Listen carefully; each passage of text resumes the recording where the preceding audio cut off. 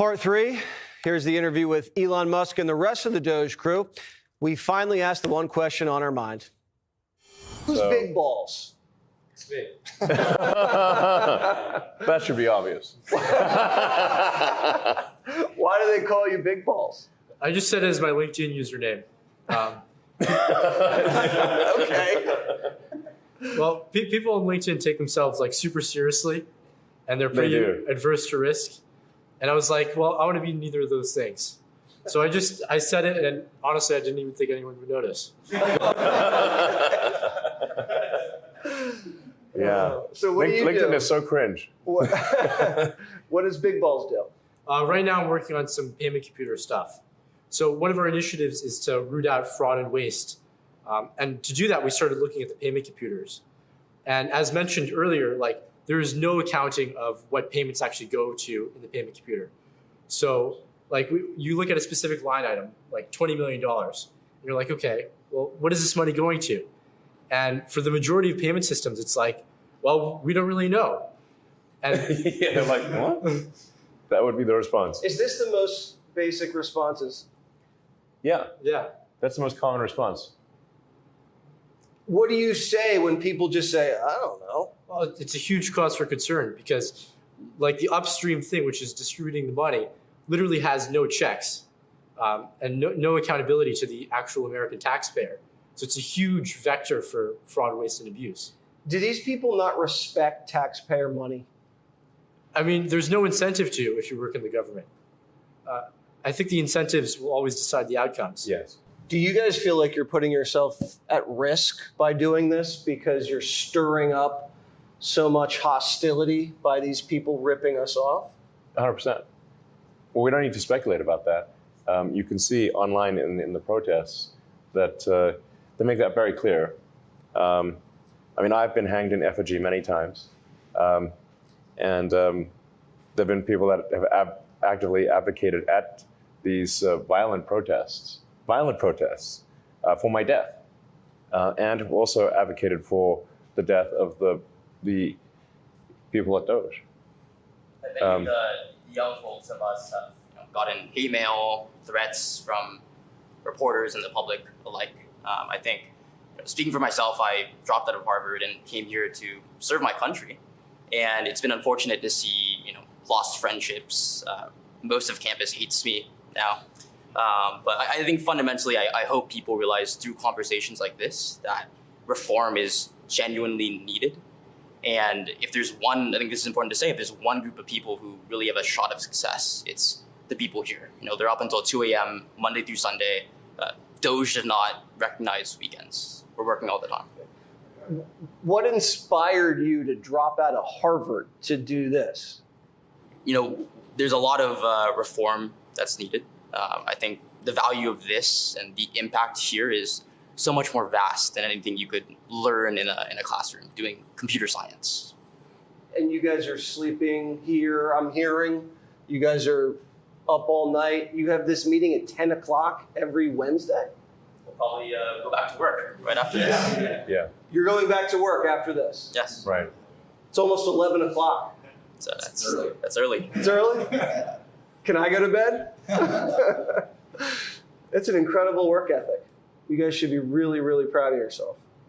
Do good people come up to you and say thank you for doing what you're doing? Absolutely. There are people in the State Department that will stop you, or all of the agencies that we've been to, that'll stop you in the hallways or write emails and say, I was scared to write this, or I don't know if you're interested in this. But they usually have great ideas. And if they often have the best ideas because they've worked in the places and they've been stifled by the bureaucracy for so many years. So one of the great things that, at least in my experience, and we listen to them and empower them. So yes, in fact, I'd like to emphasize that because we'd like to just give a big thank you to all the government employees who are helping reduce the waste and fraud, because this is, we really couldn't do it without you. Yeah. So it's a group effort. Yeah, absolutely. So I'm not trying to sort of say all government employees are bad. That's absolutely not the case. It's just that, there actually just does need to be a serious effort to reduce the waste and fraud. And we're just making that happen. And a lot of people in the government are very glad to see it happen. I think it's really important to recognize every single person around this table that's embedded within an agency is supporting that agency, whether they're working on systems or working through people. We are encountering droves of government employees who are missionaries, not mercenaries, who are actually here serving because they believe in what they're doing and they want to do things well. We are trying to empower them, and they feel empowered now to ask the question of why? Why aren't we doing this? What else can we be doing? How can we fix this? And I think agency by agency, it is filled with exceptional government employees, right? And when we give them the tools, when we give them the systems, and we leave behind systems to help them do their jobs better, that's the permanent change, right? And they're embracing that, not because it's new to them, it's because it's something they've always wanted to do. But for the first time ever, we're giving them the tools and the collaboration to be able to do that. It's a very important message. Yeah. That message needs to get out a lot more. I'm so glad you said that. We have exceptional people at all of our agencies. Exceptional. I mean, they do a thankless job and they work incredibly hard. I love to hear how collaborative it is with these people in these agencies, and it's not all conflict. Sometimes in the media, you always hear about conflict, and you guys are considered these ruthless suits that come in and scare people. But conflict is the exception. There is conflict, but that is the exception. It's actually true of history in general. People study the wars a lot, but actually most of the time there wasn't war. It's just not as exciting. It's just not as exciting. Right. Exactly. Well, for the TV guys, we like conflict, but in this case, we love the collaboration. So thank you guys. Thanks for allowing me this access in here. All right, in other news, 100 days of President Donald Trump's second term means 100 days of Elon Musk and his effort to eliminate wasteful government spending. So Rich Edson is live outside the White House with more on DOGE and just how much it has saved the American taxpayer and what its future looks like, Rich. Yeah, that's right, Brian Ainsley and Lawrence. The Department of Government Efficiency and Elon Musk say they've already saved billions of dollars for U.S. taxpayers, $160 billion according to the department, which breaks down to about $1,000 a taxpayer. Ways to go, though, to the $2 trillion Musk initially targeted. DOGE has slashed federal programs, employees, and entire departments. Is DOGE just getting started? This is a long-term enterprise. It's a long-term enterprise because if we take our eye off the ball, the waste and fraud will come roaring back. They can DOGE when Democrats get back in power. We're trying to have it be such that the funding is removed, so the grants are gone. So there's a lot of work required to restart the waste and fraud. Musk's special government employee status is scheduled to end May 30th. He also says he's going to be spending more time at Tesla. Democrats want him out now. They accuse DOGE of overinflating savings, cutting vital government services, research, and foreign aid. Yesterday, Vice President J.D. Vance toured a steel factory in South Carolina, where he said the Trump administration's first 100 days marks the golden age of American manufacturing and also oil production. Now, to me, that marker means a lot of things for the state of South Carolina. It means a lot of things for this plant. It means a lot of things for America. Number one, 100 days means energy dominance. We have started drill, baby drilling. It means cheaper gas, and it means America that is self-reliant. As for President Trump, after that address last night at the University of Alabama, he is spending the weekend at Mar-a-Lago. Back to you. Yep, so they're not going anywhere. It's just their leader's going to go back to one of his full-time jobs. Going to probably be there 1 or 2 days. Thanks, Rich. He's going to be there 1 or 2 days a week. They did bring up that one of the things that DOGE has done is their actions have led to the layoff of 283,172 job cuts. That is half of all the job cuts in the country. But it was always been the intent to thin out and lean out the federal workforce, which is 2.3 million people. Many of them took buyouts.